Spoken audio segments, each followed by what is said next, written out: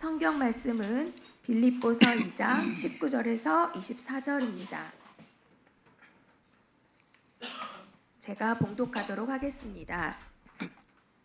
내가 디모데를 속히 너희에게 보내기를 주 안에서 바람은 너희의 사정을 알므로 안위를 받으려 함이니 이는 뜻을 같이하여 너희 사정을 진실히 생각할 자가 이밖에 내게 없음이라. 그들이 다 자기 일을 구하고 그리스도 예수의 일을 구하지 아니하되 디모데의 연단을 너희가 아나니 자식이 아버지에게 함같이 나와 함께 복음을 위하여 수고하였느니라. 그러므로 내가 내 일이 어떻게 될지를 보아서 곧 이 사람을 보내기를 바라고 나도 속히 가게 될 것을 주 안에서 확신하노라. 아멘. 아멘. 담임 목사이신 오세준 형제가 복음을 위한 황금 콤비라는 제목의 설교 말씀을 전하시겠습니다. 많은 은혜 받으시길 바랍니다.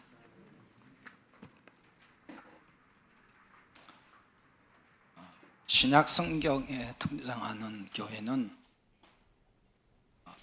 1세기 동안에 세워진 교회들입니다. 이 교회들을 일명 초대교회라고 이렇게 부릅니다. 초대교회는 사도들과 또 성도들이 복음을 전해서 세워진 교회입니다. 특히 유대가 아닌 이방인 지역에 많은 교회가 세워졌는데요. 이방인 지역의 교회가 세워지는 데는 사도 바울의 역할이 매우 컸습니다. 바울 사도가 전한 그 복음은 정말 순전한 복음이었습니다. 바울이 전한 이 순전한 복음을 듣고 많은 사람들이 구원을 받게 됩니다. 그 구원받은 자들에 의해서 교회가 세워지죠. 우리가 생각할 때 이런 교회는 탈도 없고 또 특별한 문제가 없는 아주 좋은 교회, 건강하고 누가 봐도 행복한 교회라고 생각할 수가 있습니다. 왜냐하면 다 순전한 그 참 복음을 듣고 구원받은 사람들이 모인 곳이기 때문에 그런 생각을 하게 되는 거죠. 교회 안에 어떤 갈등도 별로 없고 또 잡음도 없이 또 분쟁도 없이 아주 평안하고 좋은 교회일 것이라는 생각이 듭니다.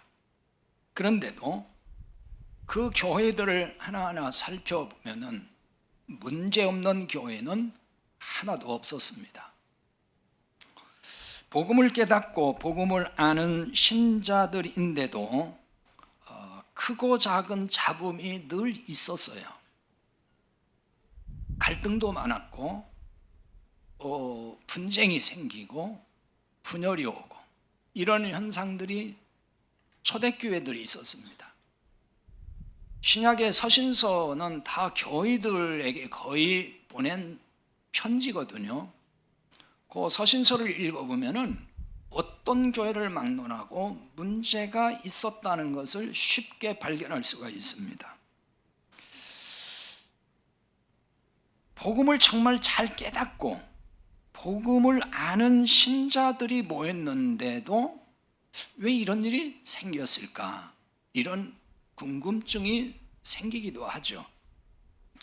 물론 이 중에는 복음을 깨닫지는 못했지만은 이 공동체 안에 들어온 사람들도 분명히 있었을 겁니다. 또 교회가 세워지면서 거짓 교사들도 교회에 많이 침투해서 교회를 어지럽히고 또 복음을 깨달은 신자들에게 접근해서 미혹을 하는 일이 많아졌습니다. 소위 율법주의 신자들이 그랬고 또 신비주의자들 이런 자들이 교회에 침투해서 오늘날로 말하면 마치 이단 사이비 같은 존재들이 들어와 가지고 교회를 어지럽힌 경우도 있고 거기에 미혹받은 신자들이 또 생겨났어요. 그것들이 복합적으로 다 얽히고 설켜서 교회가 여러 가지 문제가 생긴 것입니다. 오늘날 많은 교회에서 이런저런 일로 실망해서 교회를 이제 떠나는 신자들이 아주 많습니다. 일명 이제 가나안 신자라고 해서 이미 뭐 그 얘기가 오래됐고, 지금도 교회 신자 통계는 점점 줄고 있습니다. 계속 교회를 떠난 신자가 많다는 얘기거든요. 그 떠난 신자들이 마음에 드는 교회를 찾아보지만은 자기 마음에 쏙 드는 교회를 찾기가 어렵다, 이런 얘기를 참 많이 합니다. 그래서 이 교회 좀 다녔다가 또 마음에 안 들면은 저 교회로 옮겨 다니고, 거기도 마음에 안 들면 또 다른 교회도 가보고, 자, 여기저기 옮기기를 반복해서 다닙니다. 일명 교회 쇼핑을 합니다. 하나부터 10까지 모든 것이 마음에 쏙 드는 뭐 그런 교회가 있을까요? 말씀드렸듯이 초대교회 그렇게 온전한 복음이 선포되고 그렇게 해서 세워진 교회조차도 항상 끊임없이 잡음이 있었고 문제가 있었다는 것을 기억할 필요가 있어요. 이 중요한 것은 교회 선택의 이제 기준이거든요. 선택의 기준이 다 각기 다르기는 합니다만은 가장 중요한 본질은 뭐겠어요? 성경에 있는 복음을 바르게 전하고 가르쳐주는 교회인가? 그거 아니겠어요? 그게 가장 중요한 요소죠. 문제는 복음을 깨닫지 못했을 때, 교회 다닌다고 복음을 다 깨달은 거 아니잖아요. 복음을 깨닫지 못한 신자가 정말 부지기수인데, 이런 분들은 교회를 여기저기 옮겨 다닐 때에 본질의 문제라기보다는 부수적인 주변적인 문제 때문에 옮기는 경우가 굉장히 많아요. 본질을 모르니까. 자, 이런 경우에는 그 복음을 모르는 신자들이니까 교회를 정하는 기준이 이제 다를 수밖에 없죠. 근데 복음이 있다 없다 그것에 의해서 교회를 떠나는 게 아니고 다른 문제 때문에 떠나는 경우도 많다는 거죠. 그러니까 복음을 정확히 깨닫지 못한 신자는 교회를 정하는 기준이 항상 본질보다는 비본질이에요. 거기에 두고 있습니다. 복음을 제대로 전해주고 설교하고 있는가 하는 그것이 중심이 아니고, 설교도 내 입맛에 정말 잘 맞는가, 그게 기준이 되는 거죠. 그게 정말 복음의 본질을 담은 설교냐가 아니라 그 설교가 내 입맛에 착 맞는가, 이거예요. 그것과 본질과는 정말 다른 얘기거든요. 그런 기준으로 정할 때가 많다는 거예요. 뭐 그 외에는 그 교회 시설이 얼마나 좋으냐 나쁘냐, 잘 갖춰져 있냐, 교회 규모가 어느 일정 규모를 잘 유지하고 있느냐 등등 해가지고, 또 어떤 교회에 가면은 각종 프로그램이 교회에 잘 있느냐, 운영되고 있느냐, 또 때로는 가서 함께 어울리고 즐길 수 있는 동아리 그룹이 있는가, 뭐 이런 것까지 해가지고 여러 가지 각자 그 기준이 다르죠. 그러니까 본질을 모르면은, 그걸 놓치게 되면은 전부 그 주변적인 요소들을 통해서 교회를 정하는 기준을 삼는다는 겁니다. 그러나 아무리 자기 기준에 흡족해서 교회를 정한들, 그럼 문제가 없을까요? 처음에는 보이지 않아도 다니다 보면은 보이기 시작하잖아요. 여러분, 결혼 전에 연애할 때 또 결혼 초기 그때는 단점이 잘 안 보이잖아요. 그래서 결혼도 하는 거 아니겠어요? 근데 살면서 자꾸 살아가면서 뭐가 보여요? 단점이 보이잖아요. 그러니까 갈등 생기고, 내가 저 인간 저럴 줄 알았으면 결혼 안 했을 텐데 뭐 이러면서 힘들어하고 뭐 이런 거잖아요. 교회도 똑같아요. 처음에는 이 교회다, 정말 좋은 교회 만났다고 다니거든요. 6개월, 1년 이렇게 다니다 보니까 이게 뭔가 내 기대와는 다르네 하고 보이는 게 있단 말이에요. 거기서 이제 실망하면서 또 교회를 옮기는 신자들이 있는 거죠. 아무리 복음적이고 건강하다고 소문난 교회일지라도 크고 작은 문제는 있는 법이에요. 아무 문제가 없는 교회는 없어요. 초대교회도 그랬듯이 오늘날도 똑같습니다. 오늘 본문의 배경이 되는 이 빌립보 교회는 사도 바울이 복음을 전하여서 세워진 교회입니다. 유럽의 최초의 교회라고 할 수가 있어요.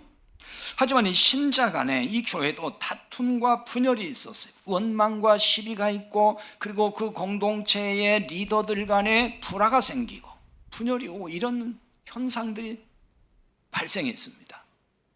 빌립보서는 4장까지밖에 없어요. 짤막하기 때문에 금방 읽을 수 있어요. 그냥 읽어보면은 그 문제점들을 쉽게 볼 수가 있습니다. 사도 바울은 옥중에서 지금 이 빌립보에 보낸 편지를 쓴 거거든요.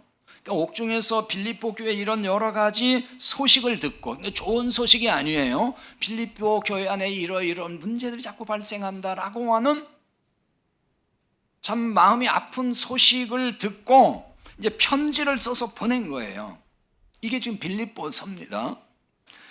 본문에서 바울은 디모데를 빌립보 교회에 속히 보내기를 바란다, 이렇게 말하고 있습니다. 바울이 빌립보 교회에 디모데를 보내는 이유가 무엇일까요? 오늘 읽었던 19절의 하반절에 보면은 너희의 사정을 알므로 안위를 받으려 함이니라고 나와 있습니다. 너희의 사정을 알므로, 빌립보 교회의 형편과 사정을 정확히 알고 싶다는 말이에요.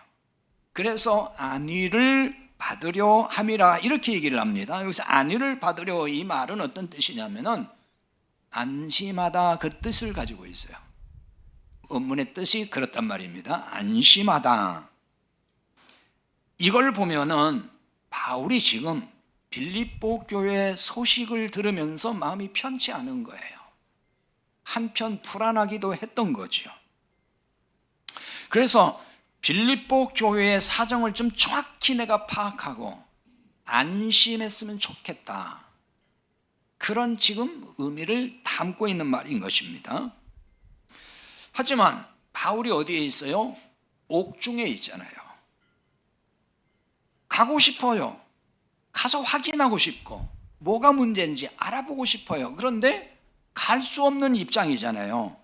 그 처지가 그렇게 지금 뭐 가서 확인할 수 있는 그 처지가 아닌 거예요.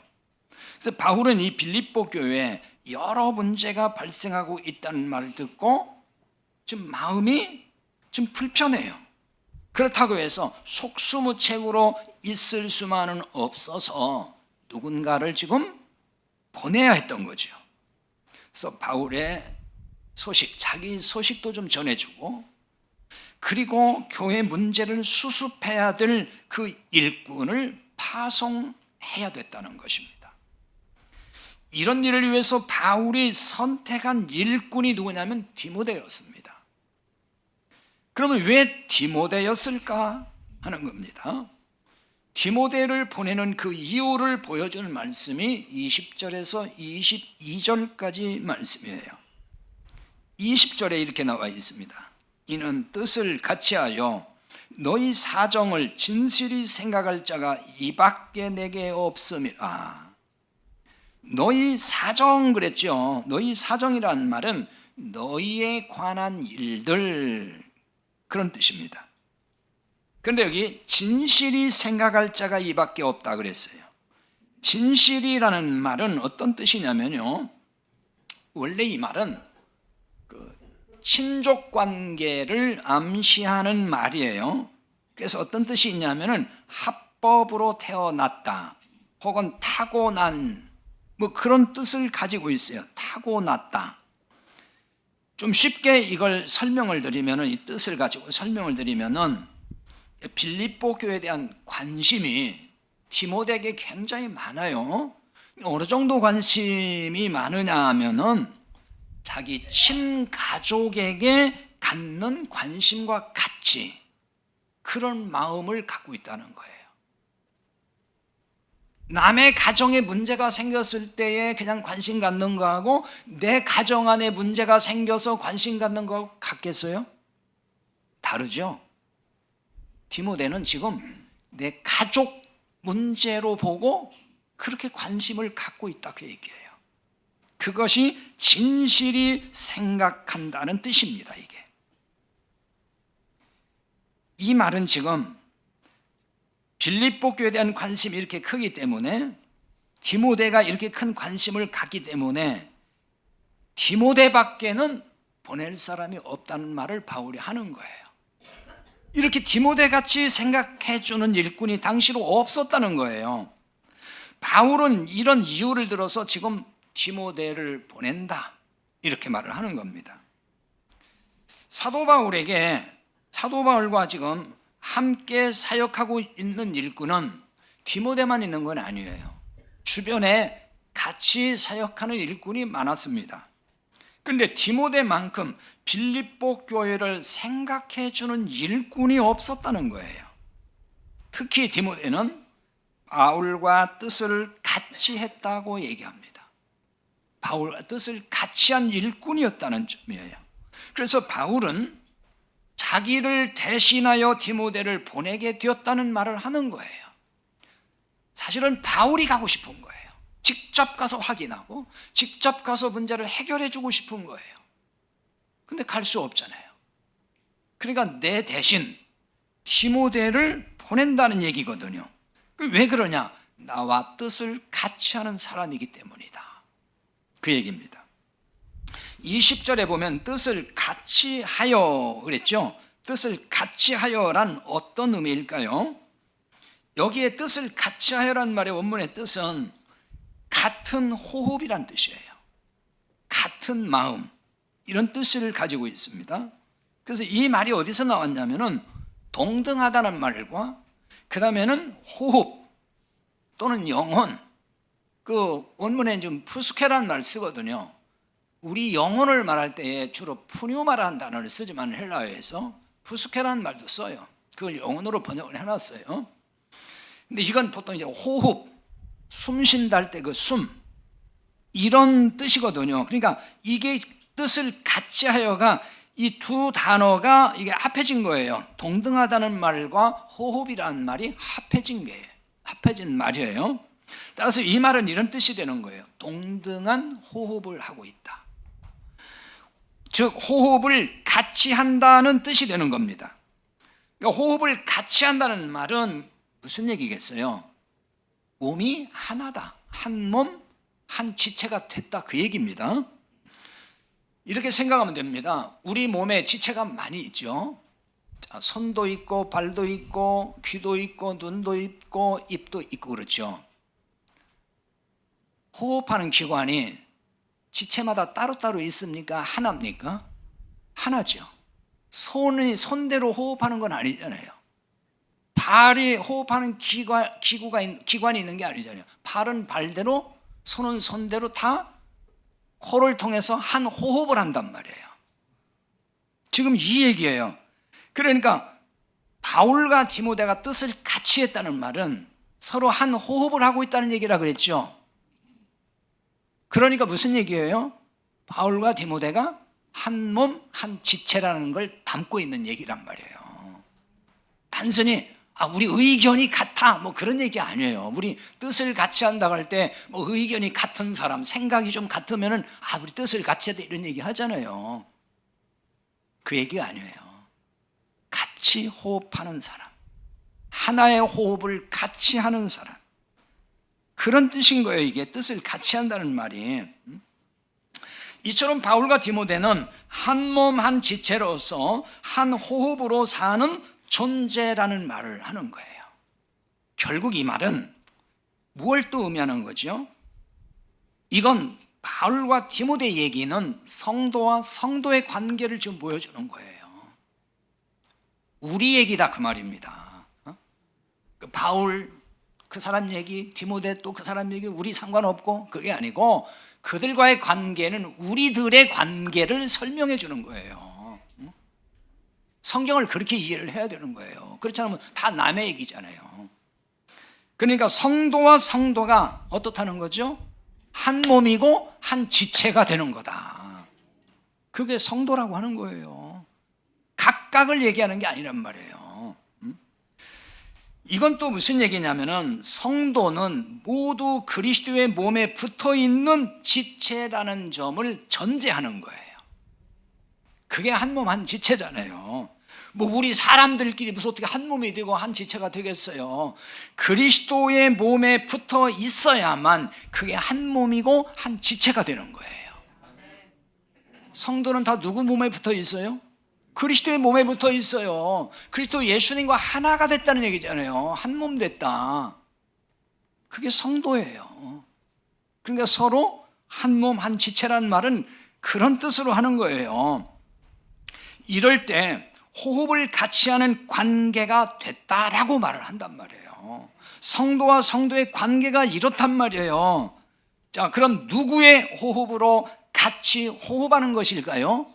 그렇죠. 예수님. 그리스도의 호흡으로 호흡을 하는 거예요. 왜? 그분의 몸에 붙어 있으니까 호흡기관은 하나잖아요. 그리스도의 몸에 붙어 있는 그 주님의 호흡으로 우리는 호흡하고 있다는 거예요. 빌립보서 2장 2절에는 이렇게 말씀합니다. 마음을 같이하여 같은 사랑을 가지고 뜻을 합하며 한 마음을 품어. 뜻을 합하며 그랬는데요. 이게 같은 얘기예요. 이 말은 함께 호흡한다 그 말이에요. 이것도 어문의 뜻을 다 제가 풀어 설명하는 거예요. 함께 호흡하는 거 이것도. 따라서 뜻을 합하며라는 말은 함께 호흡한다. 함께 호흡하는 것이 함께 뜻을 같이 하는 것 같은 얘기입니다. 그러니까 이 역시 그리스도의 호흡으로 함께 호흡하는 걸 의미하는 거예요. 이런 점을 두고 또 다른 말로 뭐라고 하냐, 마음을 같이 한다고 말하는 겁니다. 그리고 이러한 관계에서 사는 성도가 서로 뜻을 같이 한다고 하는 거예요. 그냥 우리 같이 같은 공동체에 모였으니까 서로 뜻을 같이 하는 사람이라 그 말이 아니에요. 그리스도의 몸에 붙어서 그 호흡으로 같이 호흡할 때 그게 한 몸이고 한 지체고 함께 호흡하는 서로 뜻을 같이 하고 한 마음이 된 존재, 그렇게 되는 것입니다. 이렇게 함께 주님의 호흡으로 숨쉬는 성도가 서로 동역자가 되고 그리고 서로 일꾼이 되는 겁니다. 이런 일꾼은 디모데처럼 교회를 생각하는 마음이 남다른 거예요. 20절에 생각하다, 아까 잠깐 말씀드렸죠. 이 생각하다 이 말은 그냥 우리가 단순히 한번 어쩌다 한 번씩 생각하고 이런 얘기하는 게 아니에요. 이 말의 뜻은 원래 이게 염려한다는 말로 참 많이 쓰는 용어인데요. 여기서는 마음에 둔다 그런 뜻입니다. 교회가 그냥 마음에 고정되어 있다 그 말이에요. 내 마음에 교회가 그냥 들어와 있어요. 그 얘기를 하는 거예요. 교회를 이렇게 생각한다는 거죠. 이게 교회를 생각한다는 거예요. 마음 한가운데 교회가 자리 잡고 있어요. 이런 교회관을 가질 때, 자, 어떤 교회관을 가질 때 이런 마음으로 교회를 생각하고 신앙생활을 할까요? 설명드린 것처럼 교회가 주님의 몸이고 내가 그 몸의 지체라는 교회관을 가져야 돼요. 이게 복음적 교회관이라고 하는 겁니다. 그런데 복음적이라고 말은 교회들이 하지만 복음적이지 않은 교회관을 가진 일꾼들, 목회자들이 굉장히 많습니다. 예를 들어서요, 어떤 목사님이 교회를 개척을 해서 교회가 꽤 크게 성장을 했어요. 그러니까 그 교회가 마치 당신의 소유인 것처럼 생각을 해요. 다 느껴요. 이게 무슨 목사님의 사업체인가? 왜냐하면 실제 이런 교회가 있어요. 담임 목사 있죠? 부목사는 누구냐? 아들이에요. 여전도사는 누구냐? 며느리예요. 교회 부설 어린이집 원장이 누구냐? 교회 사모님이에요. 교회 수석 장로가 누구냐? 목사님의 동생이에요. 그걸 족벌 경영한다 그러는 거예요. 그런 교회들이 있어요, 실제로. 또는 거액의 건축 헌금을 많이 내서 교회를 잘 짓고 할 때 그 거액의 돈을 많이 낸 신자들이 있을 때 이들이 주인 행세를 하는 교회들이 있어요. 그래서 돈 많이 낸 신자들이 주도권을 쥐고 교회를 핸들링해요. 그 다른 데서 온 사람들은 비집고 들어갈 수가 없어요. 이런 교회에 만약에 다니면은 교회가 주님의 몸이고 자신이 지체라는 마음이 생길까요? 안 생길 거예요.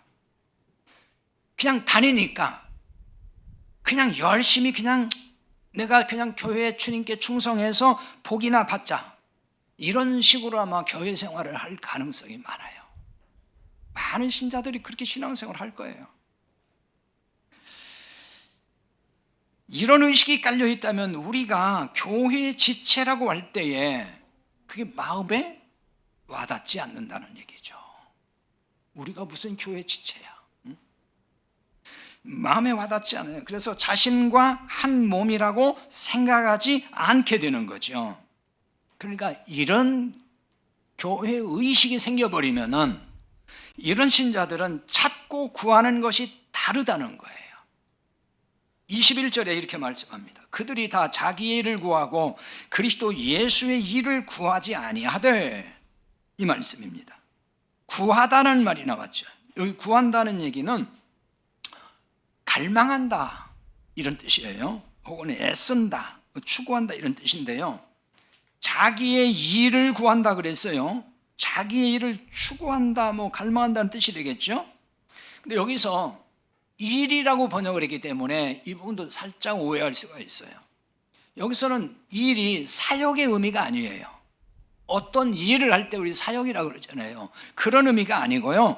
이거 항상 말씀드리는 그거.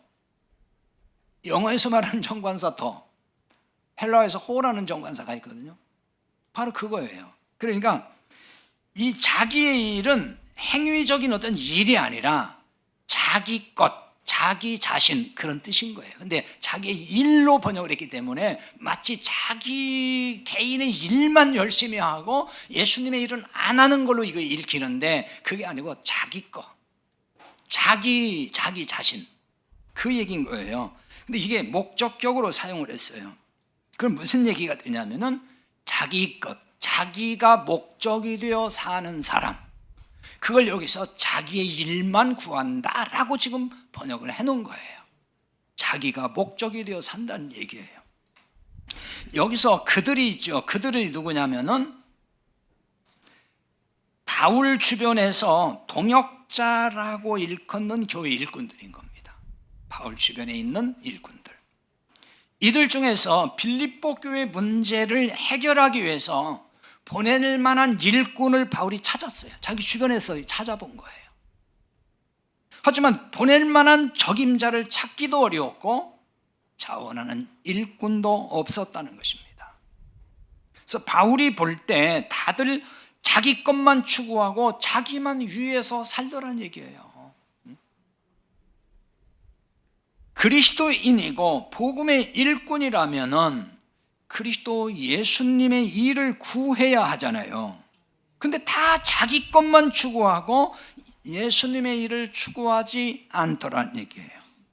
그리스도 예수의 일, 자기의 일 같은 거예요, 지금요. 일이란 말은 지금 같은 뜻이에요. 여기 일도 그리스도 예수의 일 했다 할 때 일도 사역이 아니라 바로 그를 말하는 거예요. 예수님 그분, 예수님 그 분 자체. 여기서도 역시 목적격이에요. 그러니까 무슨 얘기냐면은 예수님이 목적이 되어 사는 것, 그것을 예수의 일이라고 한 겁니다. 그리스도 예수의 일. 그리스도 예수의 일, 그러니까 교회 와서 뭐 청소하고 밥도 하고 뭐 이것저것 봉사하고 그런 일 자꾸 우리 생각하잖아요. 그게 아니고 그리스도 예수님 그분 자체, 그걸 추구하지 않는다는 거예요. 그런 뜻인 거예요. 예수님 그분을 갈망하여 그분이 목적이 되어 사는 일꾼을 바울이 찾아보니까 그런 일꾼을 찾기가 어려웠다, 그 얘기입니다. 예수님이 목적이 되고 그분을 갈망하는 신자가 아니라 그러면은 그럼 예수님 아예 찾지도 않을까요? 아니에요. 그분들도 예수님을 많이 찾습니다. 부르기도 하고. 그런데 예수님 그분을 갈망해서가 아니라 예수님이 주는 복을 갈망해서 찾을 뿐이에요. 이해가 됩니까 지금? 그 말이지가 뭐 잘 이해를 하셔야 돼요. 생각하면서 드려야 됩니다. 자, 오늘날도 그렇지 않을까 싶어요. 지금도 사실 우리들의 모습을 보면은 별반 다르지 않다는 거예요. 우리가 말은 주님을 위해 산다고 참 잘합니다. 주님 뜻대로 살기로 했네 찬송도 잘하고. 근데 실상은 자신이 목적이 되어 살고 있다는 거죠. 내가 목적이 된 인생을 살고 있는 거예요. 그럼 이런 신자에게 예수님은 어떤 존재일까요? 앞서 말씀드린 대로 바로 그거예요. 그건 무슨 얘기냐? 자신의 목적을 이루는 수단으로서의 예수님. 그 예수님을 열심히 찾고 있는 거라고요. 그분을 열심히 구하고 있는 거예요. 그 수단으로서 예수님. 무슨 얘기냐? 이런 거예요. 자, 어떤 아버지가 해외 출장을 종종 나갑니다. 그럼 돌아올 때마다 아이들에게 선물 하나씩 사가지고 와요. 철이 들던 아이가 하나 있는데 이 아이는 아버지가 출장 가면 엄청 좋아해요. 돌아올 때 선물을 가져오니까 한 번 출장을 또 갔어요. 그 아버지를 보고 싶어 하는 게 아니에요. 아버지를 갈망하는 게 아니에요. 언제 선물을 가지고 오실까?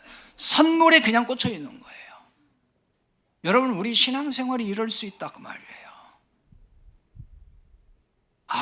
우리 아빠 언제 오셔? 아빠 언제 오셔?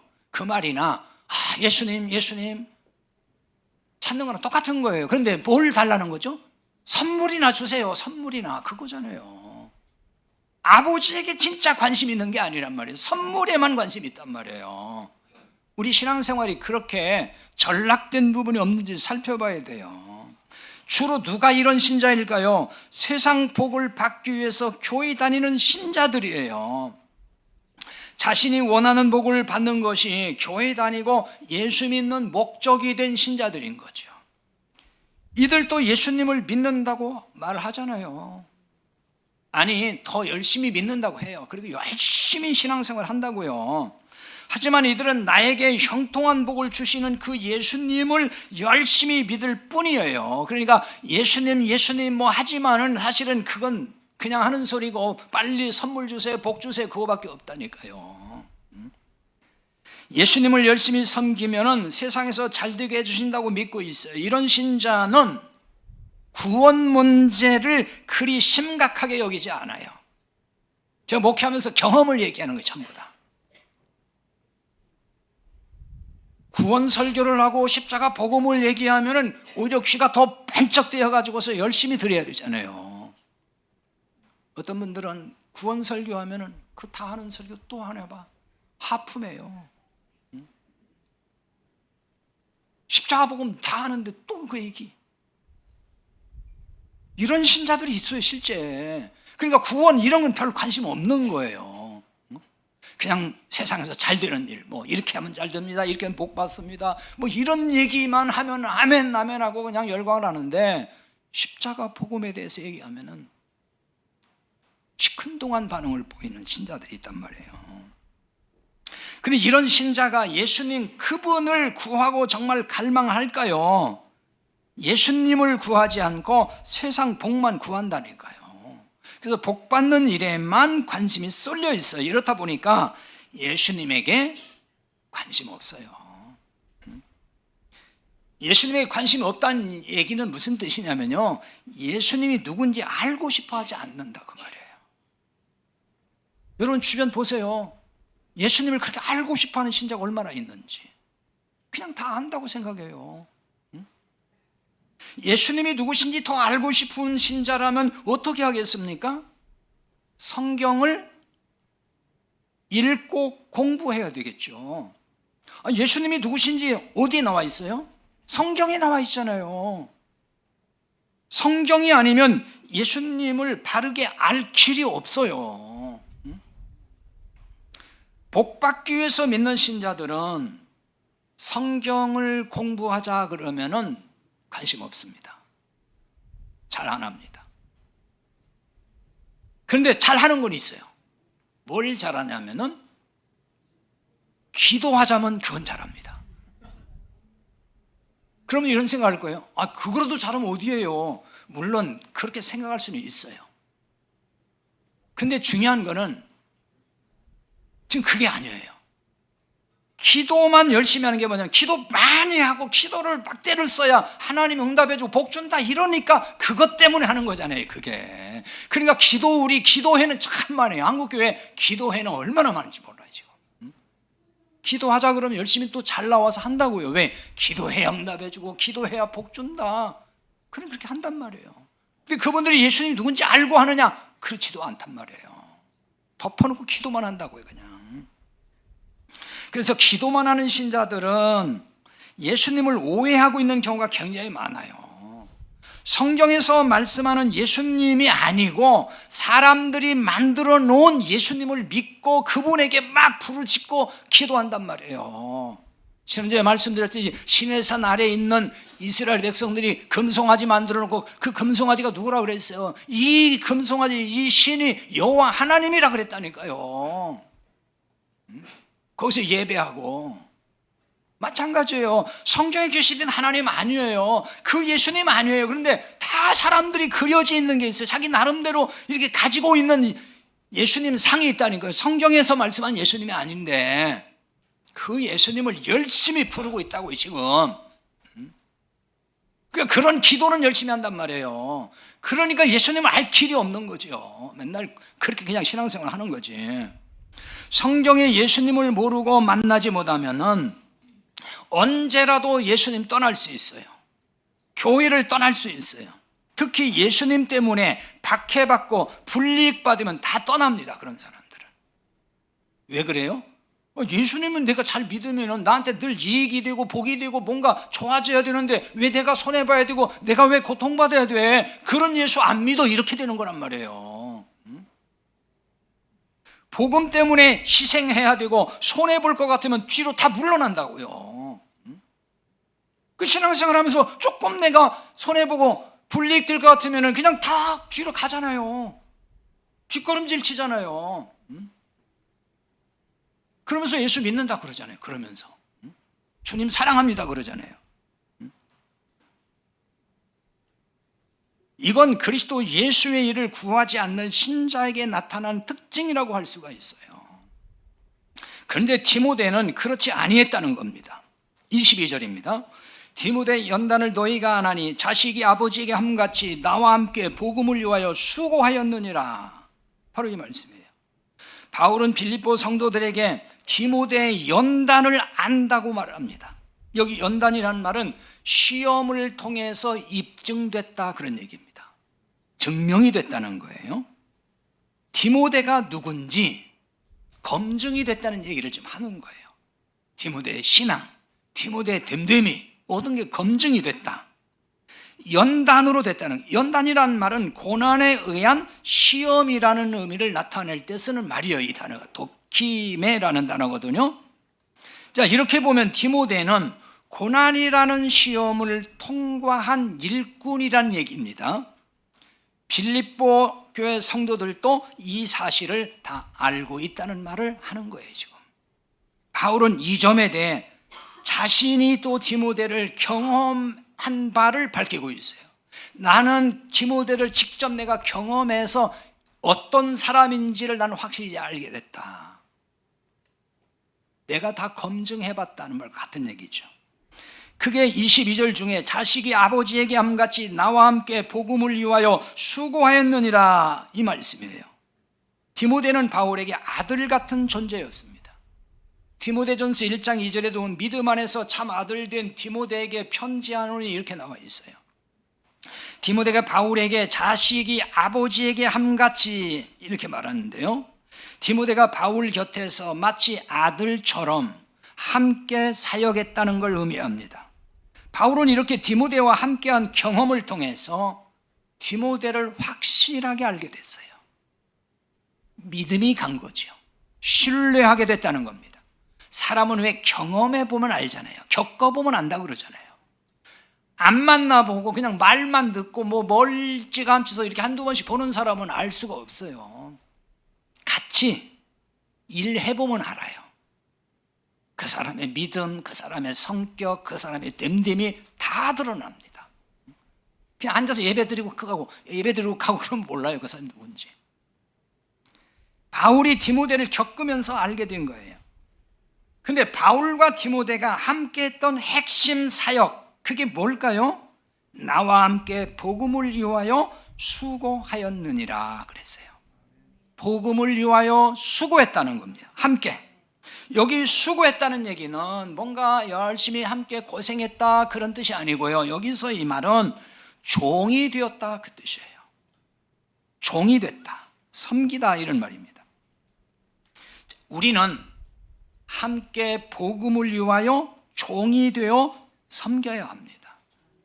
고린도전서 9장 19절에 이렇게 말씀합니다. 내가 모든 사람에게 자유로우나 스스로 모든 사람에게 종이 된 것은 더 많은 사람을 얻고자 함이라. 사도 바울의 유명한 고백입니다. 바울은 분명히 자유인이 됐습니다. 자유로운 사람입니다. 바울만큼 복음에 깊이가 있는 사람이 없어요. 굉장히 자유로운 사람입니다. 그런데 역설적으로 복음을 위하여 스스로 종의 길을 갔습니다. 더 많은 사람을 구원하기 위해서 스스로 자신의 자유를 내려놓았다는 거예요. 자기의 자유함을 일정 부분 포기했어요. 뭐 때문에요? 복음을 위해서. 자신의 출세나 명예나 세상 이득을 얻기 위해서 이렇게 살았던 게 아니에요. 복음을 깨닫고 복음을 아는 사람이라면 이렇게 좀 살아야 하는 거 아닐까요? 이런 얘기를 하면요, 금방 그냥 거부감을 보이는 신자들이 있어요. 그 예전에도 뭐 오래전에도 이와 비슷한 설교 제가 많이 했거든요. 그러면 이런 설교하면 얼굴이 굳어지는 사람이 있어요. 이 보면 알거든요. 겉으로는 표현 안 해도 속이 또 아주 복잡해지는 사람이 있어요. 그리고 노골적으로 저에게 항의한 사람도 있어요. 이런 얘기예요. 아니, 바울이니까 디모데니까 그렇게 살았지 우리더러 그렇게 살라는 말이면 우리 못 살아요. 왜 그렇게 부담스럽게 설교합니까? 바로 그 얘기예요. 저 아까 말씀드렸죠. 성경의 이야기는 남의 얘기 아니에요. 다 나에게 주는 말씀인 거예요. 근데 왜 성경에 이런 얘기 있다고 하면은 왜 화를 내고, 그건 그 사람 얘기지 나하고 우리가 어떻게 그렇게 삽니까? 왜 이렇게 반응을 부정적으로 보이냐는 거예요. 그러면서 이제 하는 얘기 그런 거죠. 그거는 목회자나 해당되고 선교사들에게나 해당되는 얘기지 우리 신자들, 일반 신자하고는 상관없어요. 이런 식으로 그냥 치부해버려요. 일반 신자들은 생업에 종사하기 때문에 그렇게 살기가 불가능한 일이다 이러면서 선을 딱 그어버립니다. 물론 그게 무슨 말을 하고 싶은지는 이해를 해요. 그리고 바울이나 무슨 디모데처럼 그렇게 똑같은 삶을 살 수는 없어요. 뭐 저라고 해서 바울같이 디모데같이 살겠습니까? 저도 그 사람들 발바닥 떼만큼도 못 살아요.